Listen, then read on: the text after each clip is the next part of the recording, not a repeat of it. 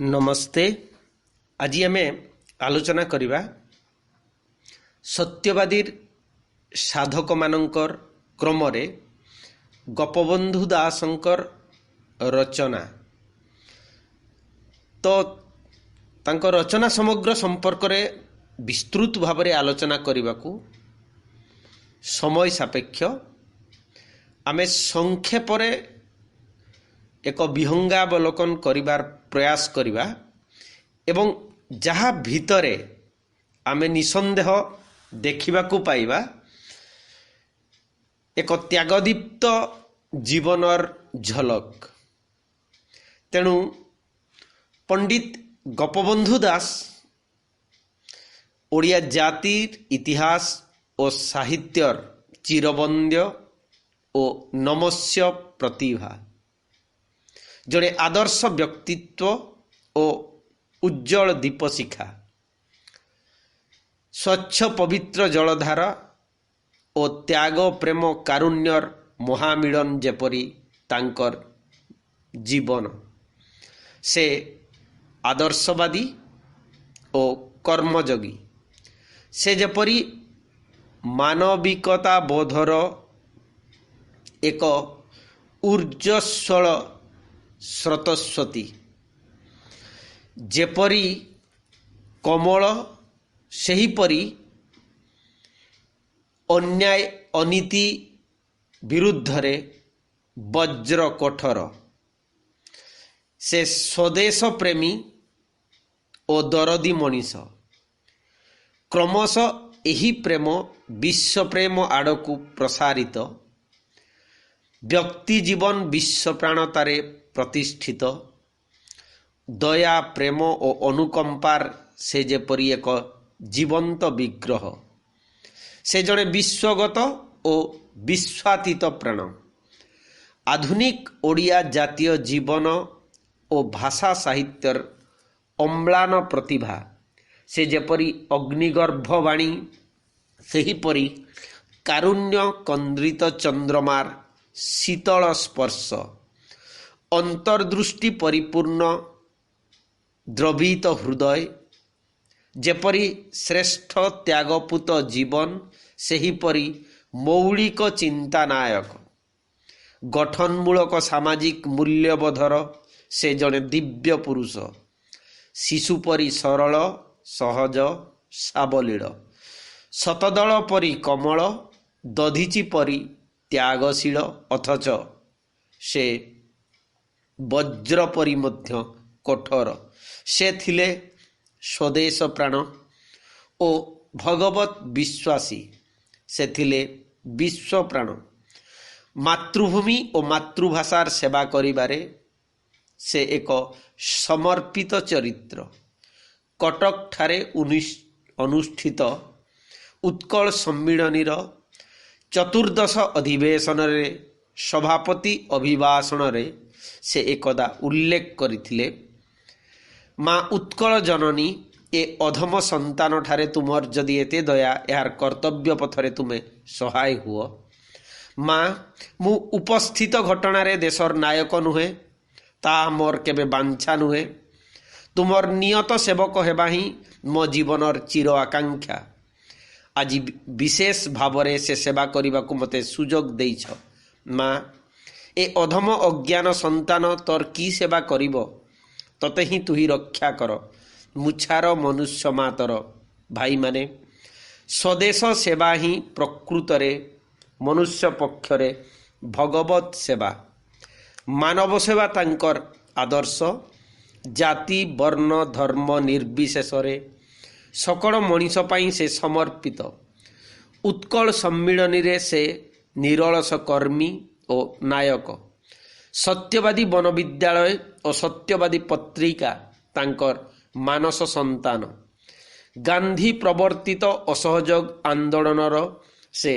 अग्रसारथी विश्व चेतनार एक अलिभा दीप संस्कृति और परंपरार मुग्ध उपासक से उदार हृदयवान से निबिड़ भाव में भल पाउथिले माटी को आउ मनीष को प्रदेश को आउ जाति को व्यक्ति अपेक्षा विश्व भावना थिला बड़ से थिले विश्ववादी विराट व्यक्तित्व।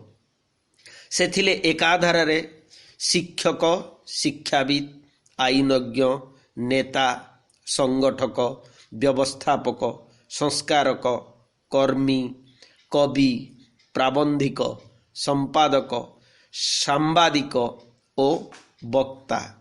से थिले कर्मवादी मनीष। जीवन थिला सर्वदा कर्ममुखर। एमिति एक समर्पित व्यक्तिंकर आविर्भाव हुए 1877 मसीहा अक्टोबर मास 9 तारिख रे पुरी जिल्लार साखीगोपाल निकटवर्ती भार्गवी नदी तीर सुआंड ग्राम रे पितांकर नाम थिला दैतारी दास एवं मातांकर नाम स्वर्णमयी देवी। पिता दैतारी दास थिले मुक्तार। पितृसुलभ श्रद्धारे साधुचरण बोली डाकुथिले। गाँर लोक माने डाकुथिले गोप एवं क्रमशः परवर्ती काल रे से परिचित हेले उत्कलमणि गोपबंधु रूपरे। तांको जीवनर अनेक घटना भितरे आमे जदि देखिबा, प्रथमे सुआंड ग्राम रे गोपबंधुंकर बाल्य प्राथमिक शिक्षा समाप्त हेबा परे रूपदेईपुर माइनर स्कूल ले से अध्ययन करिथिले। तापरे पुरी जिला स्कूल रे अध्ययन करी कृतित्वर सह उत्तीर्ण हेले। 1859 मसीह रे गोपबंधु प्रवेशिका से समय एकादश श्रेणी और 1901 मसीह रे एफए माने त्रयोदश श्रेणी कटक रेभेन्सा कॉलेज रे अध्ययन कले। 1904 मसीह रे बीए जोटा 15 क्लास हम पंचदश श्रेणी पास करी कलिकता रे बीएल जोटा वर्तमान एलएलबी अध्ययन करी 1907 मसीह रे कृतित्वर सह उत्तीर्ण हेले। गोपबंधु किछि दिन वकिलाती मध्य करिसंती। बारिपदा महाराज रामचंद्र भंदेवकर हेइसंती से वकील।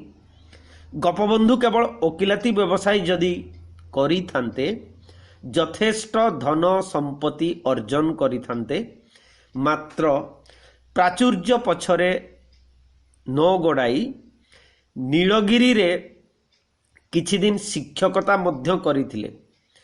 1907 मसीहारू से समाज सेवा को परम धर्म भावरे ग्रहण करिनेले। 1902 मसीहारू उत्कल गौरव मधुसूदन दासंक संस्पर्श रे आसी से छिन्न मस्ता उत्कल जननींकर सेवारे निजकू समर्पित करिदेले। से थिले सत्यव्रत, अहिंसा और प्रेम तांकर मंत्र, मानविकता तांकर उपासना। से थिले जातीय भावनार उपासक। अन्याय और अविचार विरोधरे तांकर स्कूल जीवनरू प्रतिक्रिया प्रकाश पाइथिला दास केरेंटा फूल नामक एक क्षुद्र कवितारे। तत्कालीन ओडिशार शिक्षा विभागर परिदर्शक कविवर राधानाथ राय को समालोचना करी से लिखिथिले दास केरेंटा फूल। रक्षणशील ब्राह्मण परिवार संतान थिले गोपबंधु दास। 12 वर्ष बयस रे षष्ठ श्रेणी रे अध्ययन करुथुबा बेले 9 वर्षर कन्या मती देवी को विवाह करिथिले। मात्र विधिर विडंबना से जेउ दिन अकिलाती परीक्षा रे उत्तीर्ण हेले बोली संवाद पाइले, सेई दिन ही धर्मपत्नींकर देहांत हेबार खबर मध्य मिलिला। शैशवरू मातृवियोग घटिथिला। यौवन रे मात्र 30 वर्ष बयस रे प्रथम पुत्र और परे तांकर प्राणाधिका पत्नींकर वियोग घटिला। तांकर दाम्पत्य और पारिवारिक जीवन होई पड़िथिला साधारण भावरे कहिले दुर्विसह। गोटिए संघात संकुल संतुलन जीवन कटाई थिले मध्य प्रतिभार सूर्य विमलिन होई नहीं। संघर्ष संतुलन व्यथा और वेदना भितरे गोपबंधु हेले एक उत्तम आदर्शवादी ଯୁଗ ପୁରୁଷ। ଗୋପବନ୍ଧୁ ଦାସ ଥିଲେ ସ୍ୱାଧୀନଚେତା ଓ ସଂସ୍କାରକ। ସେ ଥିଲେ ଶିକ୍ଷାପ୍ରେମୀ ଓ ଜନସେବକ। ଶିକ୍ଷାର ଆଲୋକ ବିନା କୁସଂସ୍କାରର ଅନ୍ଧାରକୁ ଦୂରୀଭୂତ କରାଯାଇ ପାରିବ ନାହିଁ ବୋଲି ସେ ଉପଲବ୍ଧି କରି ସେ ହେଲେ ଜାତୀୟ ଶିକ୍ଷାୟତନର ପ୍ରତିଷ୍ଠାତା। ସେ ଓଡ଼ିଶାକୁ ଓ ଓଡ଼ିଆ ଜାତିକୁ ପ୍ରାଣ ଦେଇ ଭଲ ପାଉଥିଲେ। ଏ ମାଟିର ଅଶିକ୍ଷିତମାନଙ୍କୁ ଶିକ୍ଷିତ, ସ୍ୱାବଲମ୍ବୀ, ଆଦର୍ଶବାନ, କୁସଂସ୍କାର ମୁକ୍ତ, ଆତ୍ମନିର୍ଭରଶୀଳ ଓ ଜାତିପ୍ରାଣ କରି ଗଢ଼ି ତୋଳିବା ପାଇଁ ସତ୍ୟବାଦୀର ମଞ୍ଜୁଳ ବକୁଳ ଛୁରିଅନା କୁଞ୍ଜରେ ପ୍ରତିଷ୍ଠା କଲେ ସତ୍ୟବାଦୀ ବନବିଦ୍ୟାଳୟ। ଇତିହାସ ପ୍ରସିଦ୍ଧ ବୌଦ୍ଧ ବିହାର, ନାଳନ୍ଦା, ତକ୍ଷଶିଳା, ପୁଷ୍ପଗିରି ମହାବିହାର ପରି ମଣିଷ ତିଆରି କାରଖାନା। ଏହା ଜାତୀୟ ଖ୍ୟାତି ଅର୍ଜନ କରିଥିଲା।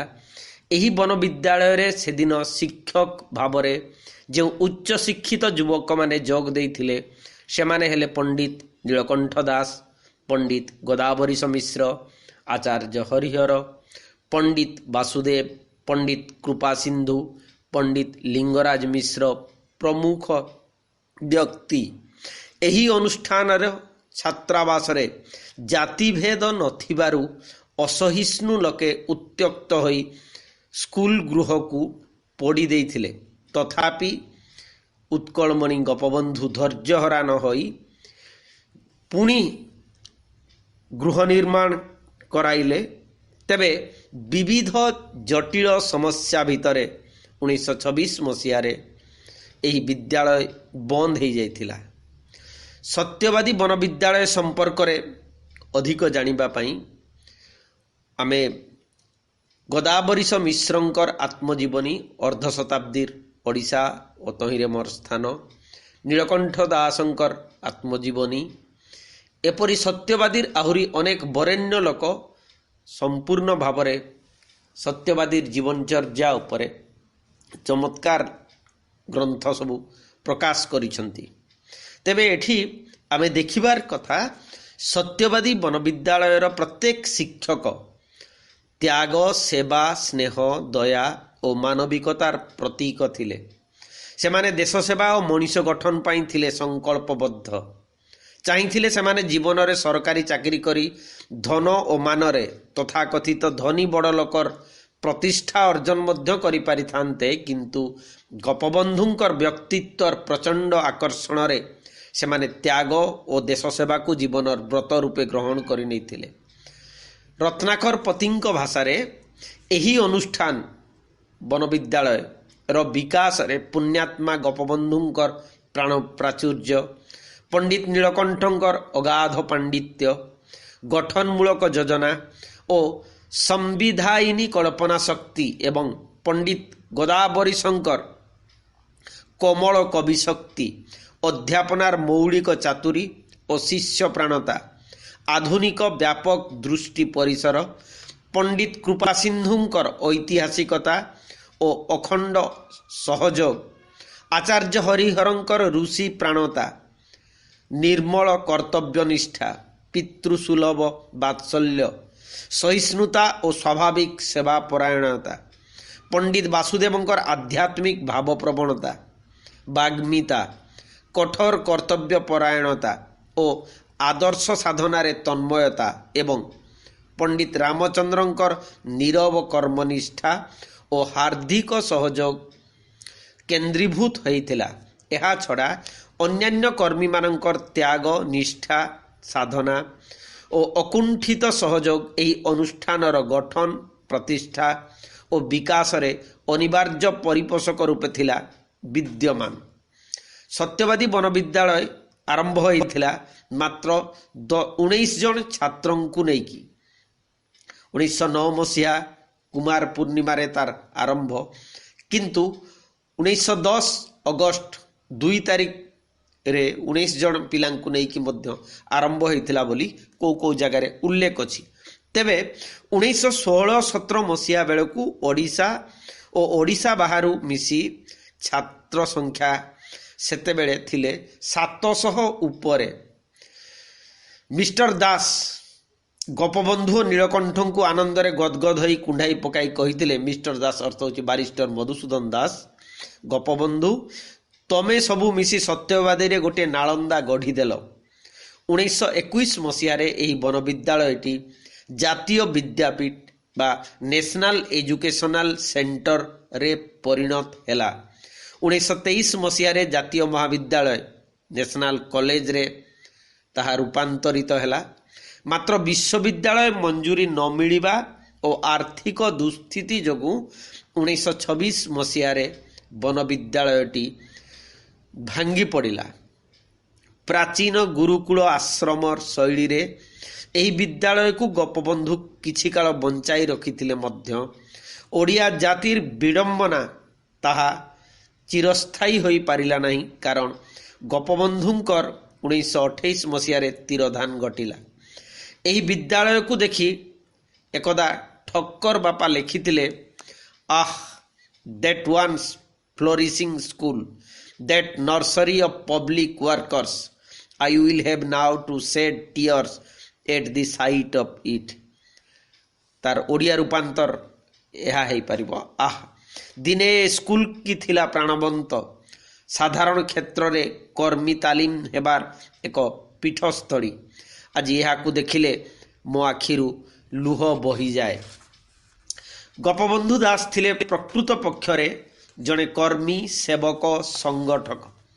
କର୍ମମୟ ଜୀବନରେ ସେ ପ୍ରତ୍ୟକ୍ଷ ରାଜନୀତି ସହିତ ଘନିଷ୍ଠ ଭାବରେ ଥିଲେ ସମ୍ପୃକ୍ତ। ବିଖଣ୍ଡ ଉତ୍କଳର ତିନି ଥେଣ୍ଟିଆ କାକୁଡ଼ିବାଡ଼ି ଫକୀରମୋହନଙ୍କର ଭାଷାରେ ତାର ଏକତ୍ରୀକରଣ ପାଇଁ ସେ ମଧୁସୂଦନ ଦାସଙ୍କ ସହିତ ଯୋଗ ଦେଇଥିଲେ। ଉତ୍କଳ ସମ୍ମିଳନୀ ଯାହା 1903 ମସିହାରେ ପ୍ରତିଷ୍ଠିତ ହୋଇଥିଲା, ଗୋପବନ୍ଧୁ ଦାସ ସେଠି ନିଜକୁ ସାମିଲ କଲେ। ବିଚ୍ଛିନ୍ନ ଓଡ଼ିଶାର ମିଶ୍ରଣ ଘଟାଇ ଏକ ପୂର୍ଣ୍ଣାଙ୍ଗ ଓଡ଼ିଶା ଗଠନ ଥିଲା ତାଙ୍କର ଲକ୍ଷ୍ୟ। ଏଥିପାଇଁ ସେ ଆପ୍ରାଣ ଉଦ୍ୟମ କରିଥିଲେ। 1907 ମସିହାରେ ବ୍ରାହ୍ମଣୀ ବନ୍ୟା ବେଳକୁ ସେ ଦୁର୍ଗତ ଜନବନ୍ଧୁଙ୍କର ଦେବଦୂତ ଭାବରେ ପ୍ରତିଷ୍ଠା ଅର୍ଜନ କରିଥିଲେ। 1919 ମସିହାରେ ପୁରୀ ଜିଲ୍ଲାର ଡୋଭାର ଅଞ୍ଚଳର ଦୁର୍ଭିକ୍ଷ ବେଳେ ସେ ଥିଲେ ଆର୍ତ୍ତଜନର ବନ୍ଧୁ। 1927 ମସିହାରେ ବ୍ରାହ୍ମଣୀ, ବୈତରଣୀ ଆଦି ବନ୍ୟାରେ ସେ ଲୋକସେବକ। ତେବେ 1917 ମସିହା ଠାରୁ 1920 ମସିହା ପର୍ଯ୍ୟନ୍ତ ସେ ବିହାର ଓଡ଼ିଶା ବ୍ୟବସ୍ଥାପକ ସଭାର ସଭ୍ୟ ଥିଲେ। ଏହି ସମୟରେ ଓଡ଼ିଶାର ଆର୍ଥିକ ଦୁର୍ଗତି, ଜନଗଣଙ୍କର ବୁଭୁକ୍ଷୁ ଅବସ୍ଥାକୁ ବ୍ରିଟିଶ ସରକାରଙ୍କର ଦୃଷ୍ଟିକୁ ଆଣିପାରିଥିଲେ। ଫଳରେ ରାଜ୍ୟପାଳ ଏଡୱାର୍ଡ ଗେଟ୍ ଓଡ଼ିଶା ପରିଦର୍ଶନ କରି ଅବସ୍ଥାକୁ ହୃଦୟଙ୍ଗମ କରି ଅନୁତପ୍ତ ହୋଇଥିଲେ। ସେ କହିଥିଲେ, Gopabandhu really the government have done all that they have to done. ଭାରତର ବହୁବାଞ୍ଛିତ ସ୍ୱାଧୀନତା ସଂଗ୍ରାମରେ ଗୋପବନ୍ଧୁ ଥିଲେ ଅନ୍ୟତମ କର୍ମୀ ବା ସେନାନୀ। ଗାନ୍ଧିଜୀଙ୍କର ଆଦର୍ଶକୁ ବରଣ କରି ସେ ଅସହଯୋଗ ଆନ୍ଦୋଳନରେ ଓଡ଼ିଶାର ନେତୃତ୍ୱ ନେଇଥିଲେ। 1920 ମସିହାରେ ଓଡ଼ିଶାରେ ଗଠିତ କଂଗ୍ରେସ କମିଟିରେ ଗୋପବନ୍ଧୁ ହେଲେ ପ୍ରଥମ ସଭାପତି। ନାଗପୁର ଅନୁଷ୍ଠିତ କଂଗ୍ରେସ ଅଧିବେଶନରେ ଗୋପବନ୍ଧୁ ଯୋଗ ଦେଇ ନେତୃତ୍ୱ ନେଇଥିଲେ। 1922 ମସିହାରେ ଗୋପବନ୍ଧୁ ଗାନ୍ଧିଜୀଙ୍କର ଅସହଯୋଗ ଆନ୍ଦୋଳନରେ ଯୋଗ ଦେଇ 2 ବର୍ଷ ପାଖାପାଖି କାରାବରଣ କରିଥିଲେ ଏବଂ ସେହି ପ୍ରଥମ ପର୍ଯ୍ୟାୟ କଟକରୁ ଆରମ୍ଭ ହୋଇକି ହଜାରିବାଗ ଜେଲ ପର୍ଯ୍ୟନ୍ତ ଏବଂ ଯାହାରି ଭିତରେ ଆମର କାରା କବିତା ଓ ବନ୍ଦୀର ଆତ୍ମକଥା ଭଳିଆ କବିତା ଲେଖା ହେଇଛି। ତେବେ ସେ କାରାଗାରକୁ ଭ୍ରୁକ୍ଷେପ କରୁନଥିଲେ। 1924 ମସିହାରେ ହଜାରିବାଗ ଜେଲରୁ କାରାମୁକ୍ତ ହେବା ପରେ ଗୋପବନ୍ଧୁ କଟକ ଆସି ଉତ୍କଳ ସମ୍ମିଳନୀରେ ଯୋଗ ଦେଇଥିଲେ। ଏହିଠାରେ ତାଙ୍କୁ ଉତ୍କଳ ମଣି ଉପାଧି ପ୍ରଦାନ କରାଯାଇଥିଲା ପି.ସି. ରାୟଙ୍କ ଦ୍ୱାରା, ପ୍ରଫୁଲ୍ଲ ଚନ୍ଦ୍ର ରାୟ। ଏହି ସମୟରେ ଲାଲା ଲଜପତ ରାୟଙ୍କର ଅନୁରୋଧ କ୍ରମେ ସେ ହେଲେ ଲୋକସେବକ ମଣ୍ଡଳର ଆଜୀବନ ସଭ୍ୟ ଓ ଉପସଭାପତି। ଗୋପବନ୍ଧୁ ଥିଲେ ବାଗ୍ମୀ ଓ ବିଚକ୍ଷଣ ବକ୍ତା। ତାଙ୍କ ବକ୍ତୃତାରେ ଅଗଣିତ ଜନତାଙ୍କୁ ଦ୍ରବୀଭୂତ କରି ରଖୁଥିଲେ। ବୁଭୁକ୍ଷୁ ଦୁର୍ଗତ ଜନତାର ବିକଳ କାରୁଣ୍ୟ ବର୍ଣ୍ଣନା କରି ସେ ଶ୍ରୋତାମଣ୍ଡଳୀଙ୍କୁ ମନ୍ତ୍ରମୁଗ୍ଧ କରିପାରୁଥିଲେ। ସେ ଥିଲେ ଯୁକ୍ତିନିଷ୍ଠ, ନିର୍ଭୀକ, ସତ୍ୟନିଷ୍ଠ, କର୍ମଯୋଗୀ। ସେ କ୍ଷମତା ଲିପ୍ସୁ ନଥିଲେ। ଭୋଗ ଅପେକ୍ଷା ତ୍ୟାଗରେ ଥିଲା ତାଙ୍କର ବିଶ୍ୱାସ। ଏହା ତାଙ୍କର ଜୀବନର ଆଦର୍ଶ। ଉଚ୍ଚ ରାଜନୀତିକ ଧର୍ମ, ଉପନିଷଦୀୟ ଚିନ୍ତା ଓ ଚେତନାରେ ସେ ଥିଲେ ଉଦ୍ବୁଦ୍ଧ। ତାଙ୍କ ରାଜନୀତି ଥିଲା ସ୍ୱଚ୍ଛ ଓ ପବିତ୍ର। ଶଠତା, ଛଳନା, ପ୍ରବଞ୍ଚନା ପ୍ରତି ସେ ଥିଲେ ବିମୁଖ। ଗୋପବନ୍ଧୁ ଦାସ ଥିଲେ ସାମ୍ବାଦିକ ଓ ସମ୍ପାଦକ ମଧ୍ୟ। ସତ୍ୟବାଦୀରୁ ସେ ପ୍ରକାଶ କରୁଥିଲେ ସତ୍ୟବାଦୀ ସାହିତ୍ୟ ପତ୍ରିକା। 1915 ମସିହାରୁ ଏହା ପ୍ରକାଶିତ। ବ୍ରହ୍ମପୁର ଶଶିଭୂଷଣ ରଥଙ୍କର ଆଶା ପ୍ରେସରୁ ଏହା ମୁଦ୍ରିତ ହେଉଥିଲା। ତେବେ ଅକ୍ଟୋବର 4, 1919 ଦଶହରା ଦିନ ସମାଜନାମ ଗ୍ରହଣ କରି ସାପ୍ତାହିକ ସମ୍ବାଦପତ୍ର ପ୍ରକାଶିତ ହେଲା। ଗୋପବନ୍ଧୁଙ୍କ ସମୟରେ ପୁରୀରୁ ଏହା ପ୍ରକାଶ ପାଉଥିଲା। ସମାଜ ଖବରକାଗଜ ପ୍ରଥମେ ସାପ୍ତାହିକ ଓ ପରେ ଦୈନିକ ସମ୍ବାଦପତ୍ର ରୂପେ ପ୍ରକାଶିତ ହେଲା। ସମ୍ବାଦପତ୍ର ଭାବରେ ସମାଜର ସ୍ଥାନ ସ୍ୱତନ୍ତ୍ର। ଏହି ପତ୍ରିକାଟି ସାମ୍ବାଦିକ ପଣ୍ଡିତ ଗୋପବନ୍ଧୁ ଦାସଙ୍କର ନିଷ୍ଠାପର ଶ୍ରମ, ସାଧନା, ସ୍ୱପ୍ନ ଓ ସମ୍ଭାବନାର ଅମର ସ୍ୱାକ୍ଷର। ତାଙ୍କର ଅତି ଉଚ୍ଚମାନର ସମ୍ପାଦକୀୟ ପାଇଁ ସମାଜ ଅଳ୍ପ କାଳ ମଧ୍ୟରେ ଅତ୍ୟନ୍ତ ଲୋକପ୍ରିୟ ହୋଇ ଉଠିଲା। ଓଡ଼ିଶାର ଶିକ୍ଷା, ସଂସ୍କୃତି, ସାହିତ୍ୟ, ରାଜନୀତି, ଧର୍ମ, ସଂସ୍କାର, କୃଷି, ଶିଳ୍ପ ପ୍ରଭୃତିର ଚିତ୍ର ସମାଜ ପୃଷ୍ଠାରେ ସ୍ଥାନିତ ହେଉଥିଲା। ଭାଷା ଓ ଜାତୀୟତା ପ୍ରତି ଥିଲା ଏହି ସମ୍ବାଦପତ୍ରର ଗଭୀର ମମତ୍ୱବୋଧ। ଗୋପବନ୍ଧୁ ଥିଲେ ତପସ୍ୱୀ, ଶ୍ରେଷ୍ଠ ସାଧକ। ନିରଳସ କର୍ମ ସାଧନା ତାଙ୍କର ପ୍ରକୃତ ପରିଚୟ। ସଂକୀର୍ଣ୍ଣ ବିଚାର ପ୍ରତି ସେ ଥିଲେ ବିମୁଖ। ଦେଶ ଓ ଜାତି ପ୍ରତି ଉନ୍ମୁଖ। ଓଡ଼ିଆ ଜାତିର ସ୍ୱାଭିମାନର ସେ ଥିଲେ ପରିଚୟ। ମନ ସ୍ୱରୂପ ଜାଗ୍ରତ ପ୍ରହରୀ। ତାଙ୍କର ସାରସ୍ୱତ ସୃଷ୍ଟି ସମ୍ଭାର ସମ୍ପର୍କରେ ଯଦି ଆମେ ଆଲୋଚନା କରିବା ତାହେଲେ ଏକଥା ଦେଖିବାକୁ ମିଳିବ ଯେ ଅବକାଶ ଚିନ୍ତା 1899 ମସିହାରେ ପ୍ରକାଶିତ, କାରା କବିତା 1923-24, ବନ୍ଦୀର ଆତ୍ମକଥା 1922-24 ଏବଂ ଧର୍ମପଦ, ନଚିକେତା ଉପାଖ୍ୟାନ ଓ ଗୋ ମାହାତ୍ମ୍ୟ। ଆମେ ଆଧୁନିକ ଓଡ଼ିଆ ସାହିତ୍ୟରେ ଯେଉଁ ମାନକ ବା ଷ୍ଟାଣ୍ଡାର୍ଡ ଗଦ୍ୟ ଶୈଳୀ ଆଜି ଦେଖୁଛେ ତାର ପ୍ରାଣ ପ୍ରତିଷ୍ଠାତା ହେଉଛନ୍ତି ଉତ୍କଳମଣି ଗୋପବନ୍ଧୁ ଦାସ। ଦୀର୍ଘକାଳ ସତ୍ୟବାଦୀ ସାହିତ୍ୟ ପତ୍ରିକାରେ ଗୋପବନ୍ଧୁଙ୍କର ସମ୍ପାଦକୀୟ ଏବଂ ସାପ୍ତାହିକ ସମାଜରେ ଧାରାବାହିକ ସମ୍ପାଦକୀୟ ଓଡ଼ିଆ ଗଦ୍ୟ ସାହିତ୍ୟକୁ ତାଙ୍କର ଅମୂଲ୍ୟ ଦାନ। ଓଡ଼ିଶାର ଜାତୀୟ ଭାବନାକୁ ଉନ୍ମେଷିତ କରିବା ପାଇଁ ଗୋପବନ୍ଧୁଙ୍କର ଗଦ୍ୟ ଥିଲା ଅତ୍ୟନ୍ତ ପ୍ରଭାବଶାଳୀ। ତାଙ୍କର କାବ୍ୟ କବିତା ପ୍ରସଙ୍ଗରେ ଅବକାଶ ଚିନ୍ତା ବାବଦରେ ଆମେ ଯେତେବେଳେ ଆଲୋଚନା କରୁଛେ ଦେଖୁଛେ ଯେ ପ୍ରଥମରେ ଛାତ୍ର ଜୀବନରୁ ଦାସକେରେଣ୍ଟା ଫୁଲ ସେ କବିତା ରଚନା କରିଥିଲେ ଏବଂ ତାଙ୍କର ଅଧିକାଂଶ କବିତା ରଚନା କରାହେଇଛି କାରାବାସ ସମୟରେ। ପ୍ରାୟତଃ ଏପରିକି ସେହି କବିତାରେ କବିତ୍ୱର କଳ୍ପନାର ଇନ୍ଦ୍ରଜାଲ ନାହିଁ, ବରଂ ଅଛି ମଣିଷର କଥା, ଲହୁ ଲୁହ ଭରା ଜୀବନ ବ୍ୟଥା, ଧୂଳି ଧୂସରିତ ଧରଣୀର ବାସ୍ତବ କଥା, ବ୍ୟକ୍ତି ଓ ଜାତି ପାଇଁ ମନର ବିଶୁଦ୍ଧ କାବ୍ୟିକତା ଝରି ଉଠିଛି ଗୋପବନ୍ଧୁଙ୍କର ଲେଖନୀରେ। ଅବକାଶ ଚିନ୍ତା କବିତା ସଂକଳନରେ ସାଧାରଣ ଭାବରେ ଆମେ ଯଦି ଦେଖିବା ଏକ କିଶୋରରୁ ତରୁଣ ଏକ ସନ୍ଧିକ୍ଷଣର ଆଦ୍ୟ କବିତ୍ୱର ସ୍ପର୍ଶ ସେ କବିତା ସଂକଳନରେ। ଏକ ବିକାଶୋନ୍ମୁଖୀ କବି ପ୍ରତିଭାର ତାହା ହେଉଛି ଯେମିତି ଆଧାରଶିଳା। ତରୁଣ ପ୍ରାଣର ପ୍ରବଣତା ନେଇ आर्य चेतना आदर्श और नीति कथनर काव्यिक उत्तरण बा तार गीतिमय प्रकाश हेउछि अवकाश चिंता। स्वदेश प्रेम उत्कल प्रीति प्रकृति प्रीति मानव वंदना सौंदर्यबोध आर्य महानता विभुबोध संस्कृति प्राणता प्रतिभा पूजा अतीत दृष्टि इतिहास सचेतनता विश्व मानविक चेतना और भगवत भावना प्रभृति गोपबंधु अवकाश चिंता कविता ग्रंथर थिला भाव विभूति अर्थात थीम बा कंटेंट तांकर अवकाश चिंता कविता संकलन रे प्रायतः ताहारी उपरे केंद्रीभूत असंख्य बा बहु क्षुद्र कवितार समाहार एई अवकाश चिंता तन्मध्यरे जो प्रसिद्ध कविता गुड़िक अच्छी जेमिति रेल उपरे चिलिका दर्शन कोकिल